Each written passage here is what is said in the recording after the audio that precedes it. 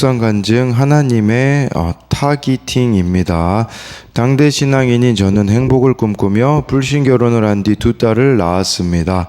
하지만 남편은 부재중으로 가정을 돌보지 않았고 저는 남편 대신 가족의 생계를 책임지고자 온몸을 바쳐 일했습니다. 그러다 강경화로 일을 그만두었습니다. 이후 2년간 수입이 없으니 생활비를 마련하고자 카드 7개로 돌려막기를 하다가 결국 개인회생을 신청했습니다.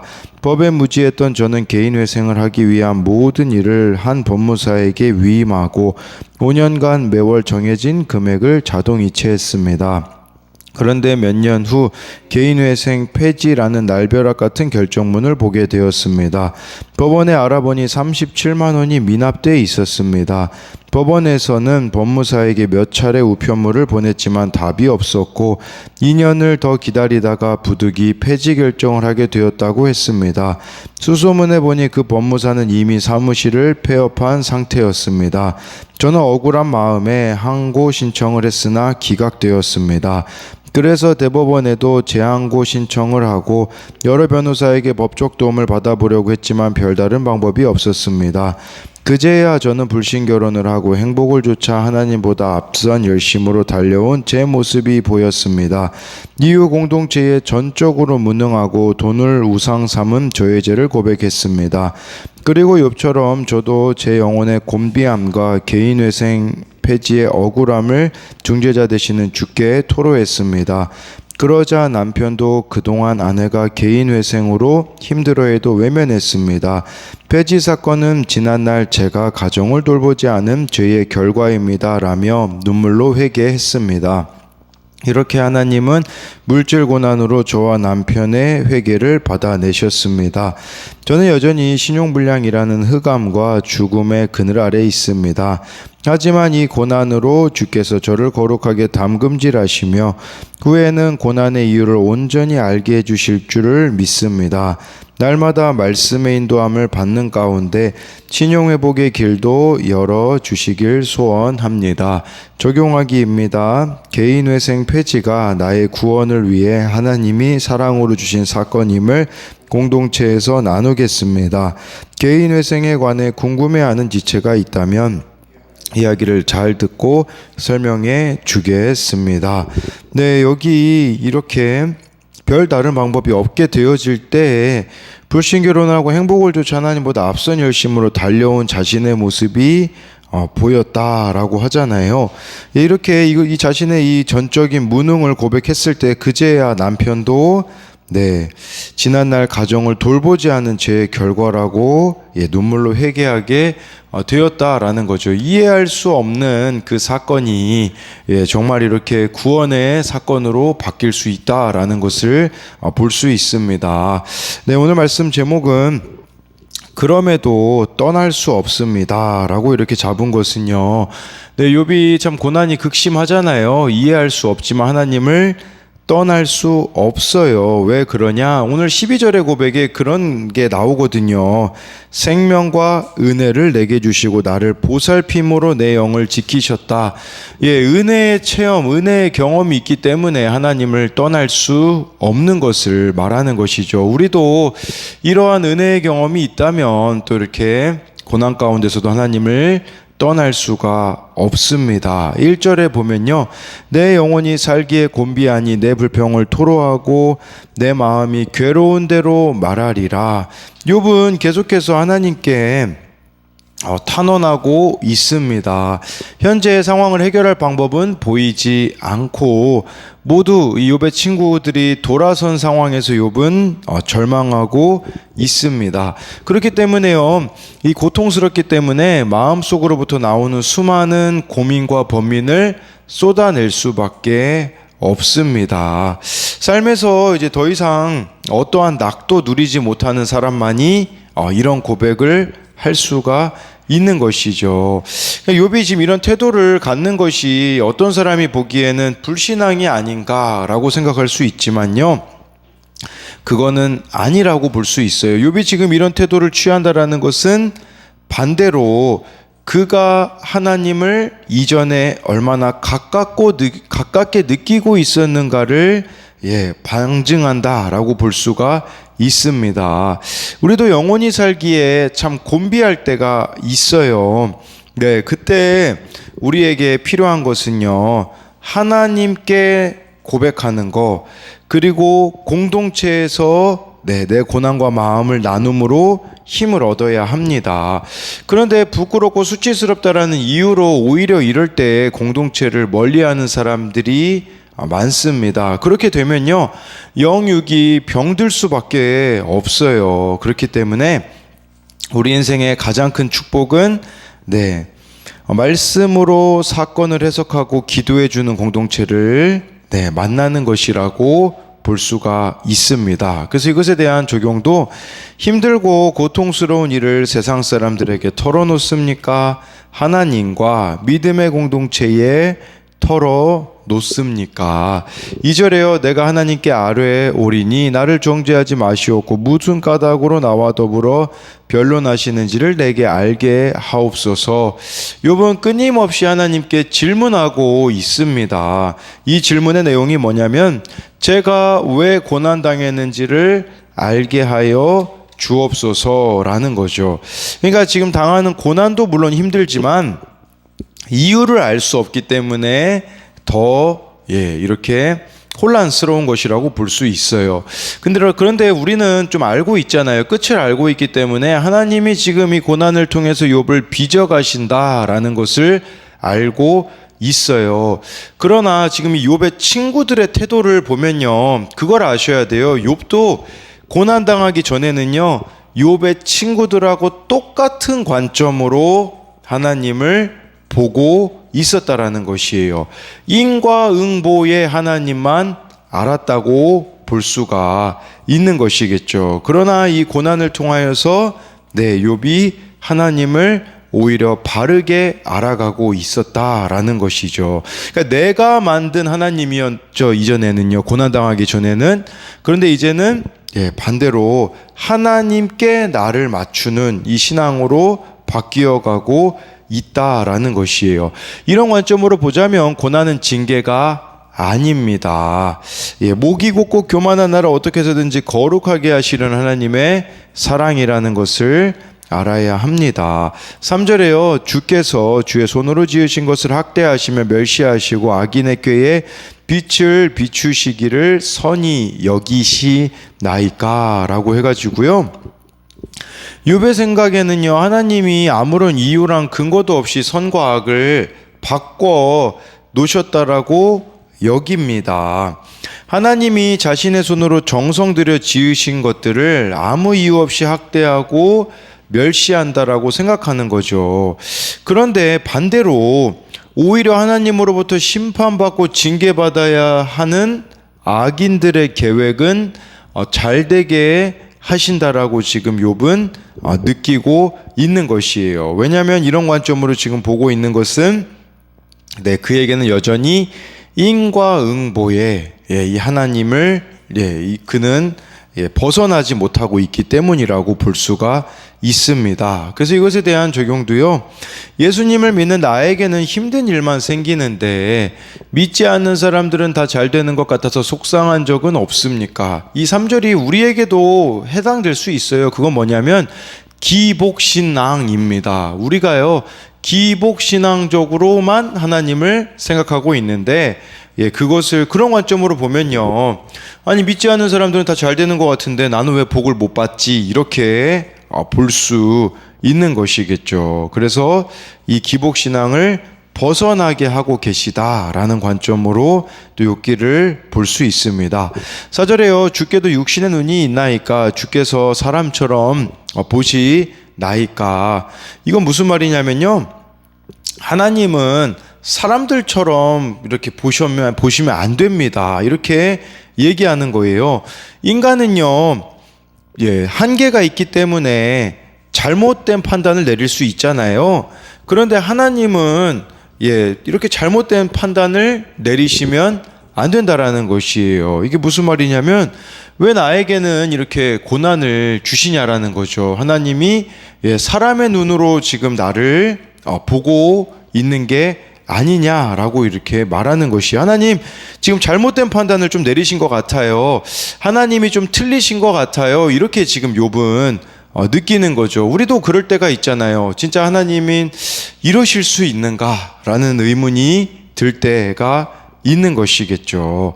그래서 이것에 대한 적용 질문도, 하나님이 잘못된 판단을 내리셨다고 느끼는 부분이 있습니까? 내가 옳고 하나님이 틀렸다라고 느낄 그 순간을 묻고 있는 것이에요. 5절 6절을 보면요, 주의 날이 어찌 사람의 날과 같으며 주의 해가 어찌 인생의 해와 같기로 나의 허물을 찾으시며 나의 죄를 들추어 내시나이까 라고 해서요, 왜 전능하신 하나님이 이 무죄한 자신의 허물과 죄를 찾으시냐라고 묻고 있는 거예요. 그러니까 욥은 계속해서 자신의 무죄를 내세우고 있다라는 것이에요. 네, 그리고 하나님은 욥이 죄를 짓지 않은 죄를 찾고 있기에 욥은 결단코 하나님이 자신의 죄를 발견할 수 없을 거라고 확신합니다. 이것은 사랑하는 하나님을 향한 절규로 보아야 합니다. 그래서 이것에 대한 적용도, 사랑하는 주님을 향해 절규하며 부르짖으며 기도해야 할 일은 무엇입니까? 7절에요. 주께서는 내가 악하지 않은 줄 아시나이다. 주의 손에서 나를 벗어나게 할 자도 없나이다 해서요. 예, 하나님은 자신이 악하지 않은 것을 아신다라고 하면서 주의 손에서 나를 벗어나게 할 자도 없다라는 것은, 이 고난의 문제는 하나님으로만 해결될 수 있다라는 것을 욥은 고백하고 있는 것이에요. 네, 8절 9절에 보면, 주의 손으로 나를 빚으셨으며 만드셨는데 이제 나를 멸하시나이까? 기억하옵소서. 주께서 내 몸 지으시기를 흙을 뭉치듯 하셨거늘 다시 나를 티끌로 돌려보내려 하시나이까? 그러니까요, 하나님이 정성 들여서 자신을 이렇게 빚으시고 만드셨는데 지금은 이렇게 멸하시는 것을 도저히 이해하지 못한다라는 것이에요. 그러니까 욥은 지금 하나님이 그를 어떻게 빚으셨는지를 상기시키는 거거든요. 정성스럽게 이렇게 흙을 뭉쳐서 욥을 만드셨는데, 그 욥을 만드시고 계획하시고 빚으실 때 그 마음을 기억해 달라는 거예요. 하나님, 나를 정말 빚으실 때는 정말 정성스럽게 만드셨지 않았습니까? 그런데 지금 하나님은 욥을 다시 티끌로 돌려보내시려고 하는 것을 이해할 수가 없다라는 것이죠. 10절 11절에요. 주께서 나를 젖과 같이 쏟으셨으며 엉긴 젖처럼 엉기게 하지 아니하셨나이까? 피부와 살을 내게 입히시며 뼈와 힘줄로 나를 엮으시고, 욥은 자신이 하나님이 세밀하게 만드신 창조물이라는 사실을 알고 있어요. 그런데 어찌 멸하려 하시냐라는 거겠죠. 그러니까 지금 자기가 참 고통이 너무 커가지고 죽겠다라는 고백이 아니겠습니까? 하나님은 욥에게 11절에 보면 피부와 살을 입히시고 뼈와 힘줄로 엮어 주셨어요. 그러니까 자신이 어머니 그 자궁에 있을 때부터 하나님이 깊이 그의 삶을 돌보시고 섬세하고 놀랍게 빚으셨다라는 것을 강조하는 것이죠. 12절에요. 생명과 은혜를 내게 주시고 나를 보살피심으로 내 영을 지키셨나이다. 하나님은 이렇게 욥을 창조하신 후에 생명과 은혜를 주실 뿐만 아니라 계속 지켜주심으로 욥을 살게 하셨다라는 것이에요.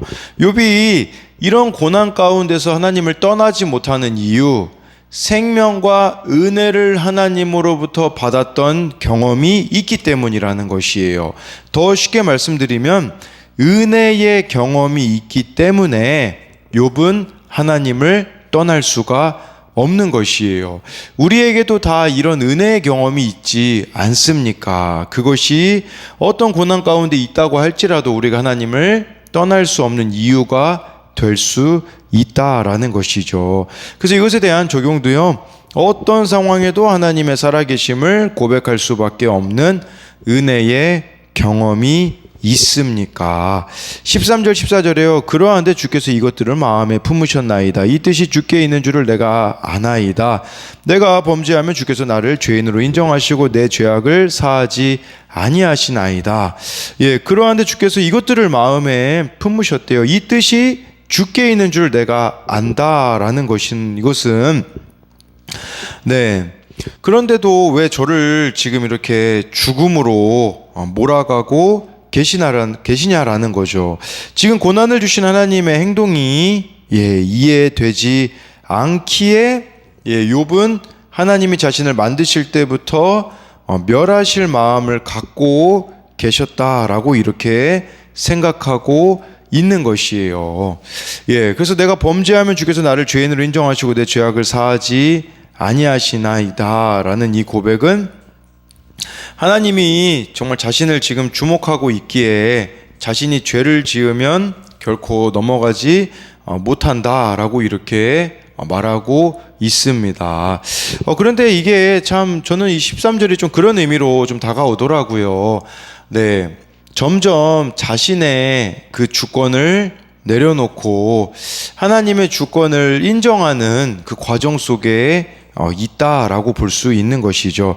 15절에요. 내가 악하면 화가 있을 것이오며 내가 의로울지라도 머리를 들지 못하는 것은 내 속에 부끄러움이 가득하고 내 환난을 내 눈이 보기 때문이니이다. 악하면 화를 당하는 거 이거 당연한 거 아니겠습니까? 그런데 내가 지금 의롭다고 여겨지지만 욥이요 죄 지을 만한 그렇게 큰 죄는 짓지 않았다라고 생각하기 때문에 자기를 의인이라고 생각하는 거죠. 그런데 지금 머리를 못 든다고 이야기해주고 있어요. 왜 머리를 못 들까요? 그 이유는요, 지금 삶의 모습을 보면 그렇거든요. 아니, 내가 의인이면 지금 복 받아야 되는데, 이런 일은 없어야 되는데, 의인이지만 머리를 들지 못하는 이유는 재앙으로 지금 망가진, 지금 또 거기다 피부병까지 앓고 있잖아요. 그러니까 이제 내세울 게 없는 것이라고 볼 수 있는 것이죠. 의인이면 나에게는 이런 일이 있어서는 안 된다라고 여기고 있기 때문이라는 거죠. 그렇기 때문에 내 속에 부끄러움이 가득하고 내 환난을 내 눈이 보고 있기 때문이라고 말하고 있어요. 우리도 이렇게 고난 앞에서 하나님이 나를 잊어버리신 것처럼 느껴질 때가 있습니다. 그럼에도 하나님이 우리를 이렇게 연단하시는 것은요, 나의 죄악을 멸하시고 나를 거룩한 복음 증거자로 살게 하시기 위해서라는 것이에요. 그래서 이것에 대한 적용은요, 내가 악해서 화를 당한 일은 무엇입니까? 15절에 내가 악하면 화가 있을 것이며, 이것에 대한 적용 질문이고요. 또 한 가지는요, 내가 의롭게 살았어도 원치 않는 고난 때문에 부끄러움을 당한 적은 없습니까? 그 고난으로 오히려 주님을 만나셨습니까? 16절에요. 내가 머리를 높이 들면 주께서 젊은 사자처럼 나를 사냥하시며 내게 주의 놀라움을 다시 나타내시나이다. 욥은 하나님이 자신의 말을 듣지 않는다고 말합니다. 자신의 의를 주장하기 위해 머리를 들면 자신의 말을 듣지 않으신다라는 거예요. 욥이 딱 머리를 드는 순간 하나님은 젊은 사자처럼 욥을 공격하시고 사냥하신다라는 것이죠. 사자와 같이 강하신 하나님이 욥을 먹잇감으로 삼으시고 욥을 공격하신다라는 거예요. 17절에요. 주께서 자주자주 증거하는 자를 바꾸어 나를 치시며 나를 향하여 진노를 더하시니 군대가 번갈아서 치는 것 같으니이다 라는 거예요. 욥이 자신의 이 무죄에 대한 정당성 이런 걸 주장할 때마다 증거하는 자를 바꿔서 나를 치신대요. 이게 욥의 친구들이 계속해서 욥이 고난에 대해서 탄식했을 때 거기에 대해서 반박하는 그것을 말하는 게 아니겠습니까? 이게 욥에게는 지금 체감상 어떻게 느껴지냐면 군대가 번갈아 가면서 자기를 치는 거와 같다라고 말해주고 있어요. 그러니까 지금 욥이 혼자라고 느끼는 것을 이렇게 표현하는 거죠. 욥은 많은 군대와 같은 증인들에게 맞서서 자신의 무죄함을 홀로 증명해야 되기 때문에 이것이 너무나도 고통스러웠다라는 것이에요. 18절 19절에요. 주께서 나를 태에서 나오게 하셨으면 어찌함이니까 그렇지 아니하셨더라면 내가 기운이 끊어져 아무 눈에도 보이지 아니하였을 것이라 있어도 없던 것 같이 되어서 태에서 바로 무덤으로 옮겨졌으리이다. 이거 욥이 또 욥기 3장에서 고백하고 있는 것처럼 이야기하고 있는 거죠. 차라리 내가 태어나지 않았으면 이런 고통을 당하지 않았을 거라는 거예요. 욥은 어머니 태에서 이미 죽은 아이처럼 무덤으로 곧장 갔으면 하고 탄식하고 있는 것이에요. 그렇다고 이것이 죽고 싶다, 죽음을 갈망한다라고 말하는 것은 아닙니다. 이 고난이 해석이 되어지지 않는 그 절망을 이렇게 표현했다라고 볼 수 있는 것이죠. 20절에요. 내 날은 적지 아니하나이까 그런즉 그치시고 나를 버려수다 잠시나마 평안하게 하시되. 하나님, 내 인생의 날은 참 이렇게 적기 때문에 잠시만이라도 하나님이 주시는 그 평안 좀 얻었으면 좋겠습니다 라고 말해주고 있는 것이에요. 인생이 이렇게 참 헛되고 고통스럽고 의미 없어 보이는 것은 사실입니다. 그런데 우리의 신앙은 이런 현실을 외면함으로써가 아니라 오히려 직면함으로써 더욱 깊어지고 확고해집니다.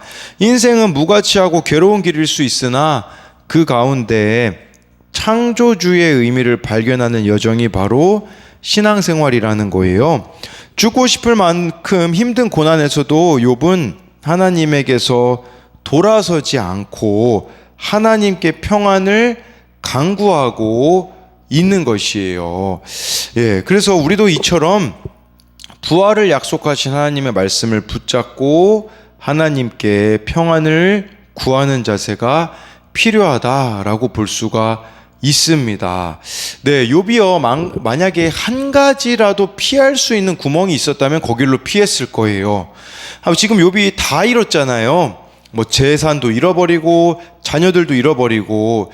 예를 들어서 재산만 잃어버렸다면 자녀들에게 피했겠죠. 자녀들만 잃어버렸다면 재산으로 피했을 거예요.